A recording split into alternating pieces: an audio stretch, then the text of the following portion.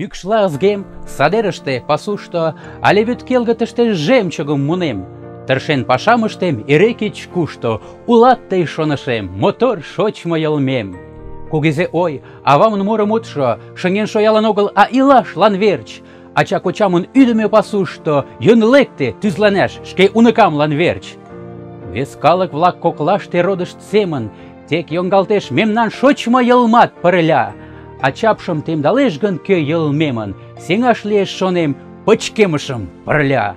Йылмем ом пале, эрге, кӧн улам мый, кузе таҥ подвигым вес калык дене ышташ. Йылмем палем, уло кавам да мланде, уке гын чондымо улам, кодеш йомаш.